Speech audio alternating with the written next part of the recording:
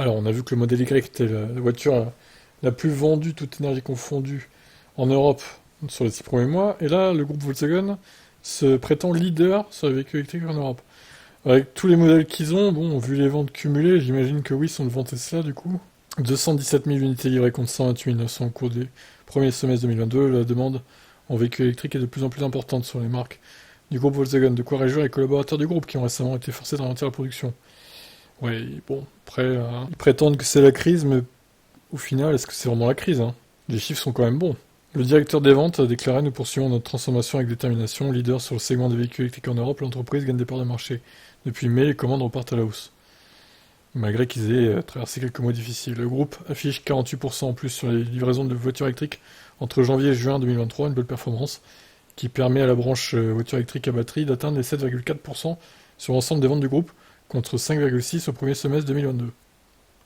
Parmi les plus vendus, on retrouve les ID4 et 5, 101 200 unités, ID3 49 800, Q4 e-tron 48 000, juste derrière l'ID3, Enyaq iV 31 300 et Q8 e-tron 19 500. Aux États-Unis, les marques du groupe allemand affichent 76% de progression, 29 800 unités livrées. En revanche, contrairement à Tesla, Volkswagen a du mal à se faire une place en Chine. Les ventes reculent de 2%. C'est d'ailleurs pour ça qu'ils ont bradé l'ID3 à 16 000 euros là-bas. À l'échelle mondiale, la hausse du deuxième trimestre 2023 est de 53% avec 180 600 unités de véhicules électriques livrés. Petite précision, pas moins de 68% des véhicules électriques fabriqués par les marques du groupe ont été livrés sur le marché européen. C'est vraiment le marché historique de l'entreprise. La Chine c'est 19%, les US 9%, les autres marchés 4%. Bon, c'est pas étonnant après que ça marche mieux en Europe, hein. Si on compare les marques du groupe sur le segment électrique, Volkswagen arrive largement en tête avec 164 800 voitures électriques livrées au premier semestre. On retrouve ensuite Audi 75 600, Skoda 31 300, Seat et Cupra 18 900, Porsche 18 000 et les utilitaires 12 300.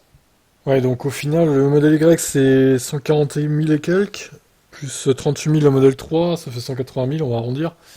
Bon, ils sont derrière, hein, mais bon, en même temps, il n'y a que deux modèles chez Tesla contre une palanquée de modèles. Il y a au moins une quinzaine, honnêtement, voire 20, hein. Toutes les marques cumulées, voilà, c'est normal qu'ils soient premiers. Donc maintenant, c'est à Tesla aussi de lancer un nouveau modèle, hein, modèle 2, qu'on attend avec impatience. Et n'hésitez pas à vous abonner à la chaîne Tesla que j'ai créée récemment. Je vous mets le lien dans la description. Bon, voilà pour Volkswagen, je vous laisse commenter.